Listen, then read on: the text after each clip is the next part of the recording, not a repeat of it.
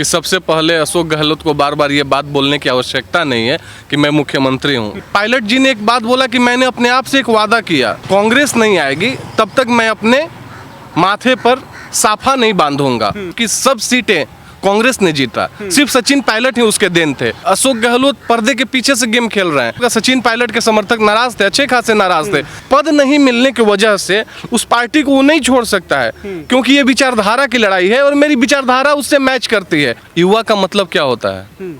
युवा टैलेंटेड हो, युवा तेज तरार हो, युवा अगर नेतृत्व क्षमता को समझता है तो आपको उसका सपोर्ट करना चाहिए। 7 अजूबा हम लोग भाई साहब जानते हैं, ये 8वां अजूबा हमने अपने आंखों से देखा। सचिन पायलट खुलेआम बोल रहे हैं कि अशोक गहलोत हमको कोई वैल्यू नहीं देते थे। कांग्रेस रूल कर रही है राजस्थान में, तो पहले वहां पे प्रदेश अध्यक्ष है, तब मुख्यमंत्री हैं। सचिन पायलट के बारे में आप निकामा बोल रहे हैं, नकारा बोल रहे हैं, आवारा बोल रहे हैं। आप किन तुच्छ शब्दों का प्रयोग कर रहे हैं जहां पर खोजने पर भी कोई पतवार कांग्रेस को नसीब ना हो, क्योंकि आपको कोई खरीदने का कोशिश कर रहा है। लेकिन अगर आप बिकेंगे ही नहीं तो आपको कैसे कोई खरीदेगा? जो भारत का विरोध करेगा उसको हम अपने यहाँ वैल्यू देंगे। उसके बाद हार्दिक पटेल, एक नहीं कितनी सीढ़ियां आई उसके लिए। आपके लिए दिन रात एक करने वाले 91 साल के युवा मोतीलाल वोरा को कार्यकारी अध्यक्ष बनाया और उसके बाद फिर आप आकर उस कुर्सी पर आसीन हो गई। एक बात हमसे बताइए कि युवा का मतलब अशोक गहलोत या युवा का मतलब सचिन पायलट? 69 साल का इंसान युवा है या 47 साल का लड़का युवा है? दोस्तों नमस्कार, आज हम बात करेंगे राजस्थान की। राजस्थान के अंदर जो सियासी संकट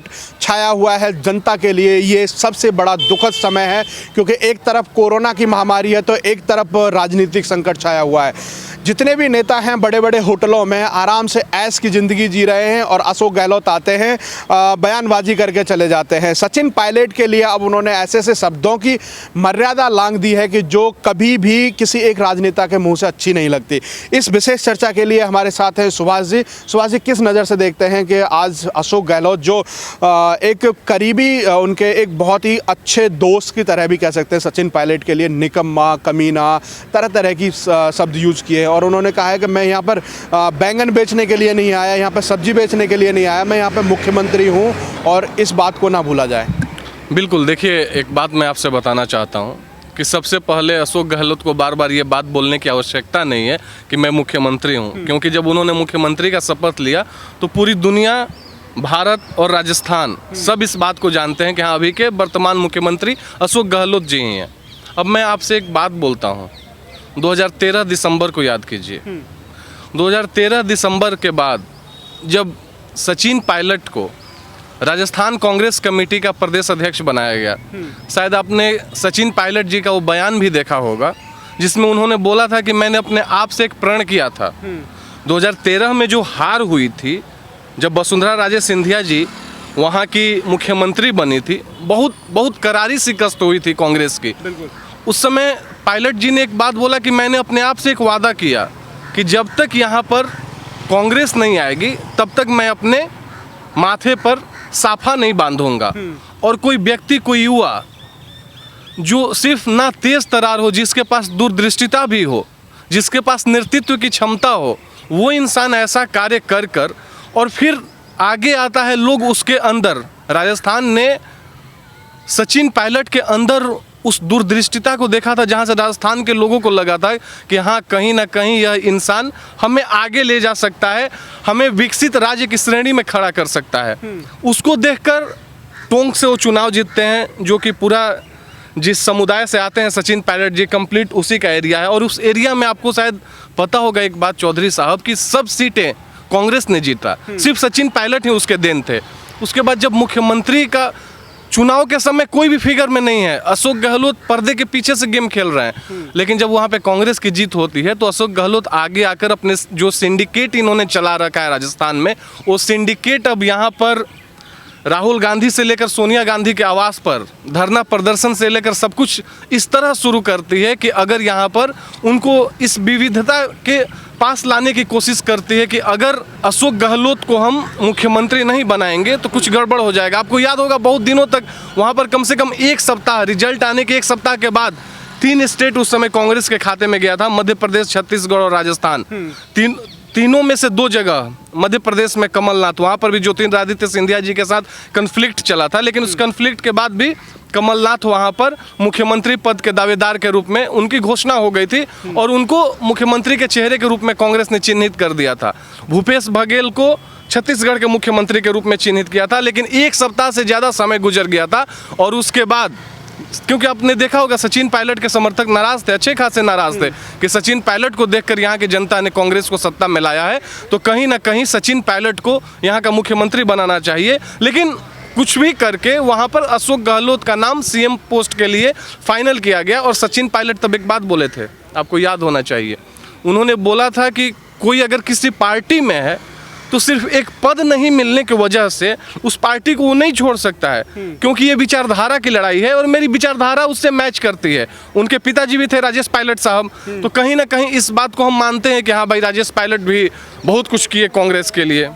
लेकिन जब राजेश पायलट का समय आया तो पता नहीं किसी अज्ञात दुर्घटना में राजेश पायलट साहब मारे गए। अच्छा, सबसे बड़ा सवाल यहाँ पर ये खड़ा होता है कि अशोक गहलोत पर्दे के पीछे से गेम खेलते रहे, गेम चेंजर रहे, साबित भी हुआ क्योंकि उन्होंने मुख्यमंत्री की कुर्सी पर विराजमान हो गए। सबसे बड़ा सवाल यहाँ पर ये खड़ा होता है कि आखिरकार एक नौजवान के कैंपेनिंग की वजह से कांग्रेस लौट के आती है, राजस्थान हो या मध्य प्रदेश हो।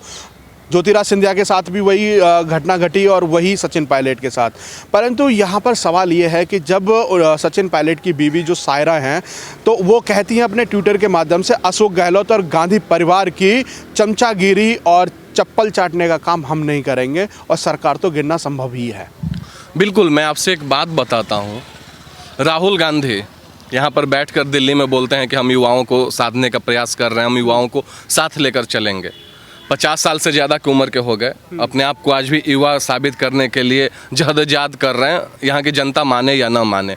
उसके साथ साथ मैं आपको एक और बात बताना चाहता हूँ कि युवा का मतलब क्या होता है। युवा टैलेंटेड हो, युवा तेज तरार हो, युवा अगर नेतृत्व क्षमता को समझता है तो आपको उसका सपोर्ट करना चाहिए। आप क्या कर रहे हो? आपने मध्य प्रदेश में ज्योतिरादित्य सिंधिया के साथ क्या किया? ज्योतिरादित्य सिंधिया को चुनाव अभियान समिति का अध्यक्ष बनाया गया था, जो वहाँ पर जितनी भी प्रचार अभियान कमेटी थी कांग्रेस की, और उसके बाद जब वहाँ पर सत्ता आता है मध्य प्रदेश में कांग्रेस का, आप उनको साइडलाइन कर देते हैं। उनको दिग्विजय सिंह सरीखे लोग उनको प्रदेश अध्यक्ष तक की कुर्सी नहीं सौंपने देना चाहते हैं। यहाँ पर मतलब ये 7 अजूबा हम लोग भाई साहब जानते हैं, ये 8वां अजूबा हमने अपने आँखों से देखा कि किसी पार्टी का प्रदेश अध्यक्ष, वो प्रदेश अध्यक्ष रहा हो, उसके अलावा उसने पार्टी छोड़ा भी नहीं हो, उसके पहले उसको हटाया गया हो वहाँ। सचिन पायलट खुलेआम बोल रहे हैं कि अशोक गहलोत हमको कोई वैल्यू नहीं देते थे, कैबिनेट की कोई बैठक होती थी तो उसमें हमको आमंत्रित नहीं किया जाता था। और आप इस सोच को समझिए, अशोक गहलोत जहाँ पर कोई इंसान डिप्यूटी सीएम जैसे पोस्ट पर बैठा हुआ है, कोई इंसान जो उस पार्टी का, जिस पार्टी में आप हैं, पहले पार्टी आती है तब पोस्ट आता है। तो कांग्रेस में अगर कांग्रेस रूल कर रही है राजस्थान में, तो पहले वहाँ पे प्रदेश अध्यक्ष है तब मुख्यमंत्री हैं। क्योंकि अगर आप पार्टी वाइज देखें तो पार्टी का जो प्रोटोकॉल होता है उसके अनुसार स्टेट प्रेसिडेंट का ज़्यादा वैल्यू है, क्योंकि उससे पार्टी चल रही है। आप पार्टी से हैं, अशोक गहलोत साहब पार्टी से हैं, पार्टी उनसे नहीं है। सचिन पायलट को दरकिनार करते हैं। सचिन पायलट के बारे में आप निकामा बोल रहे हैं, नकारा बोल रहे हैं, आवारा बोल रहे हैं। आप किन तुच्छ शब्दों का प्रयोग कर रहे हैं? आप सिर्फ सचिन पायलट को डिमोटिवेट नहीं कर रहे हैं, क्योंकि इस राष्ट्र को आगे बढ़ाने के लिए जो युवा खड़े हैं वो तो कहीं ना कहीं से मोटिवेट होकर, और सचिन पायलट इतना तेज तरार इंसान है कि वो इस बात को समझ रहा है कि युवा किसके साथ है और अपना सही फैसला लेगा। लेकिन आप कांग्रेस की जो डूबती नैया है उसको आप उस किनारे के और उस साइड में भेजना चाहते हैं जहां पर खोजने पर भी कोई पतवार कांग्रेस को नसीब ना हो। अच्छा, सबसे बड़ा सवाल यहाँ पर यह भी खड़ा होता है कि आपसी कलह, घर की आपस की कलह और बीजेपी के माथे गड़ी जा रही है। अच्छी एक बात बताइए आप, सचिन पायलट साहब तो कांग्रेस के थे, बीजेपी का कोई उसमें रोल ही नहीं है, बीजेपी का कोई लीडर वहां पर सामने आया ही नहीं। बीजेपी की जो वसुंधरा राजे सिंधिया जो है, आज तक उनका एक स्टेटमेंट नहीं आया इसके बारे में। आपके घर में रणदीप सुरजेवाला बोल रहे हैं कि घर में अगर बर्तन रहेगा तो बर्तन में आवाज़ होगी ही। अरे भैया, सबके घर में बर्तन है, लेकिन अगर उस बर्तन को कोई अच्छे तरीके से सजा कर रखता है तो वहीं घर सुंदर होता है और वहीं घर सुशोभित होता है। उसी घर का लोग एग्जाम्पल देते हैं, उदाहरण देते हैं। कांग्रेस का अंदरूनी कलह का नतीजा है कि पहले ज्योतिरादित्य सिंधिया ने इनका साथ छोड़ा। आपको याद होगा मध्य प्रदेश में जिसकी वजह से सरकार गिरी, और आदरणीय शिवराज सिंह चौहान वहाँ के मुख्यमंत्री हैं आज। वहाँ पर भी आप बोल रहे हैं कि बीजेपी गेम खेल रहा है। भाई साहब, अगर कोई आएगा ही नहीं, ठीक है, आप बोल रहे हैं एक मिनट के लिए मैं आपका बात मान लेता हूँ कि आपको कोई खरीदने का कोशिश कर रहा है, लेकिन अगर आप बिकेंगे ही नहीं तो आपको कैसे कोई खरीदेगा? तो गलती तो आपके अंदर है, आप बिक रहे हैं। और उस बिकने का कारण क्या है? उस बिकने का कारण आपकी जो केंद्रीय नेतृत्व क्षमता जो है, आपका जो केंद्रीय नेतृत्व संगठन बैठा हुआ है, वो कहीं ना कहीं पर संगठन को नहीं मैनेज कर पा रहा है। और कैसे मैनेज करेगा, क्यों मैनेज करेगा? हर एक इंसान, इस दुनिया में कोई भी इंसान हो, कहीं ना कहीं वो अपने आप को लेकर राष्ट्र के लिए कुछ भी करे तो कुछ महत्वाकांक्षा उसके मन में होती है। इस बात को मानना पड़ेगा। और उस महत्वाकांक्षा के लिए ही कोई युवा हो या अधेड़ हो या वृद्ध हो, मेहनत करता है। अब हमसे एक बात आप बताइए, दिन रात मेहनत हम करें, दिन रात कार्य हम करें, पार्टी को हम सबसे ऊपर लेकर जाएं, और पार्टी को जब हम सबसे ऊपर लेकर जाएं तो हमको दरकिनार करके प्रियंका गांधी को और राहुल गांधी को चेहरा बनाया जाए कांग्रेस का, और आने वाले पीढ़ी में ऐसा सब कुछ तैयार किया जाए कि आने वाले समय में कांग्रेस को रेहान वाड्रा, जो प्रियंका गांधी के पुत्र हैं, ये उसको अब आगे लेकर चलेंगे। तो क्या कांग्रेस में कोई टैलेंट नहीं है? क्या कांग्रेस में, इसका मतलब आप ये दर्शाना चाहते हैं कि कांग्रेस में कोई नेतृत्व क्षमता नहीं है? तो जब आप इस कार्य करेंगे तो आप इस बात को विश्वास कीजिए चौधरी साहब कि हर एक इंसान, हम भगवान नहीं है, हम हो या आप हो या तमाम लोग हो, हर एक इंसान के अंदर एक सहन शक्ति होती है। और जब वो सहन शक्ति खत्म होती है तो उसके बाद इंसान सही और गलत सोचकर फैसला लेता है। सचिन पायलट ने वही किया। आज भी आप देखिए, सचिन पायलट कभी नहीं बोले कि हम बीजेपी के पास जा रहे हैं या बीजेपी वालों ने हमसे कुछ बोला है। समझने वाले बहुत कुछ समझते हैं, समझदार के लिए इशारा काफ़ी होता है, लेकिन उन्होंने अपने मुंह से कुछ नहीं बोला। उसके बावजूद आप दोषारोपण कर रहे हैं। सचिन पायलट ने तो आज तक मुख्यमंत्री के उस प्रोटोकॉल का, उस पोस्ट का सम्मान किया, एक शब्द नहीं बोला अशोक गहलोत के बारे में। आप एक तेज तरार युवा के बारे में बोल, और आप सिर्फ, जब आप सचिन पायलट को गाली दे रहे हैं तो आप सचिन पायलट को ही सिर्फ गाली नहीं दे रहे हैं, आप देश के उन 65% युवाओं को गाली दे रहे हैं जिसके अंदर भारत बसता है, जिसके अंदर भारत माता बसती है, और जो इस राष्ट्र के विविधता में भी विविधता लाकर और इस राष्ट्र को एक करने का कोशिश करता है और कार्य कर रहा है। अच्छा, सबसे बड़ा सवाल यहाँ पे ये भी खड़ा होता है कि एक तरफ युवाओं की पार्टी कहते हैं, राहुल गांधी कहते हैं कि युवाओं की पार्टी है, यहाँ पे युवाओं का सम्मान है, और एक तरफ अशोक गहलोत हैं कि हमने सचिन पायलट का पूरा सम्मान किया है, सम्मान, आदर सम्मान के साथ रखा भी है। परंतु ऐसा क्या चल रहा है कांग्रेस के अंदर कि सिर्फ परिवारवाद ही ऊपर आता है और बाकी के जितने भी युवा हैं वो सब छिटकते हुए जा रहे हैं? तो लाया जाता है, तो जैसे आपने देखा कि गुजरात से सीडी कांड वाले एक युवाओं को ला करके अध्यक्ष बना दिया जाता है। बिल्कुल, देखिए, मतलब अभी स्थिति क्या हुई है, कुछ दिन कांग्रेस का ये मोटो था कि जो राष्ट्र का विरोध करेगा, जो भारत का विरोध करेगा, उसको हम अपने यहाँ वैल्यू देंगे। उसके उदाहरण थे कन्हैया कुमार सरीखे लोग, उसके उदाहरण थे उमर खालिद सरीखे लोग, जिनके साथ कंधे से कंधा मिलाकर खड़े थे जेएनयू के अंदर आपके राहुल गांधी। उसके बाद हार्दिक पटेल, एक नहीं कितनी सीढ़ियाँ आई उसके लिए। हार्दिक पटेल समुदाय के साथ जो कुछ भी हुआ हो, और कुछ हुआ नहीं है। एक बात मैं और बता रहा हूँ, बहुत अच्छा सरकार और सत्ता वहाँ पर चल रहा था, लेकिन इसने क्या किया, अपने आप को चमकाने के लिए पटेल के खिलाफ एक आंदोलन छेड़ा। और उसके बाद क्या होता है वहाँ पर?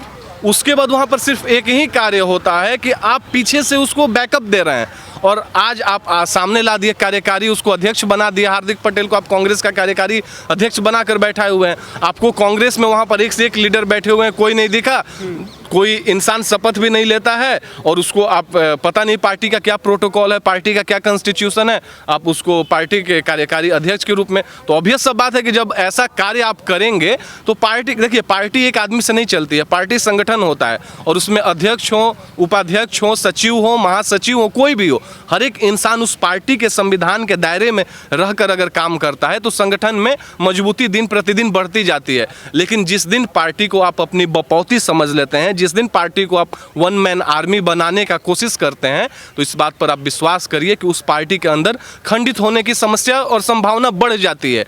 और ये उदाहरण सिर्फ आज का नहीं है, ये उदाहरण कांग्रेस के तत्कालीन राष्ट्रीय अध्यक्ष सीताराम केसरी थे। अगर वहाँ से उठाकर या उनके पहले, उनके जस्ट पहले, आपको मैं बताना चाह रहा हूँ कि राजीव गांधी जी के निधन के बाद, उसके बाद पार्टी के जो राष्ट्रीय अध्यक्ष बने वो आपके अनुसार कार्य नहीं किए, क्योंकि उनके लिए पार्टी सब कुछ था, तो आपने सीताराम केसरी को आगे लाया। सीताराम केसरी ने राष्ट्रीय अध्यक्ष के पद को सुशोभित करते हुए एक राष्ट्रीय अध्यक्ष का जो दायित्व होना चाहिए उसका निर्वहन करना शुरू किया, तो जबरदस्ती उनको आपने कुर्सी से हटाया और सोनिया गांधी को ये किन प्रकार लाकर उस कुर्सी पर बिठा दिए। उसके बाद से आज तक 19 साल से ज़्यादा बीत गए, बीच में 2 से ढाई साल राहुल गांधी को आप लाती हैं और बोलती हैं कि मेरा स्थिति वो नहीं है, मैं अस्वस्थ हूँ और इस वजह से ये योग्य हैं और ये पार्टी को संचालित करेंगे। पता नहीं 1.5 साल के बाद लोगों की आयु बढ़ती है, आपकी आयु घटी या क्या हुई, आपको पता नहीं भगवान ने कौन सा वैसा कुबुद्धि दिया। सुबुद्धि तो उसको बोलेंगे नहीं, क्योंकि अगर वो सुबुद्धि रहता तो पार्टी के फेवर में वैसा कुछ होता। फिर से आप पार्टी के आपने थोड़े दिनों के लिए आपके लिए दिन रात एक करने वाले 91 साल के युवा मोतीलाल वोरा को कार्यकारी अध्यक्ष बनाया और उसके बाद फिर आप आकर उस कुर्सी पर आसीन हो गई। तो ऐसे लोगों से पार्टी नहीं चलने वाला है।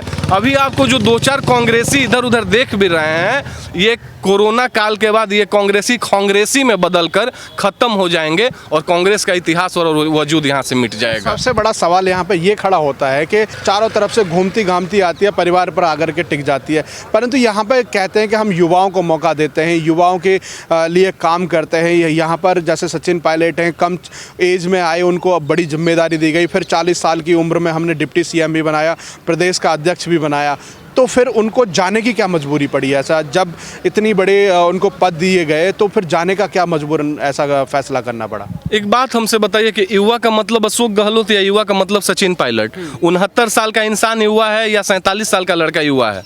ये हम भी समझ सकते हैं और आप भी समझ सकते हैं।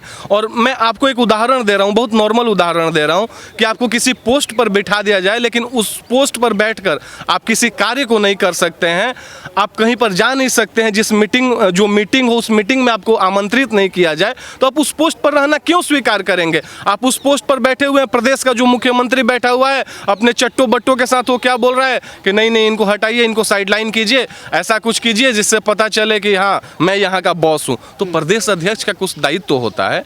सरकार बनी, सरकार बनने के बाद आपको याद होगा एक हम लोग प्रचार देते हैं कि United colours of Benetton, UCB का ये लोगो है।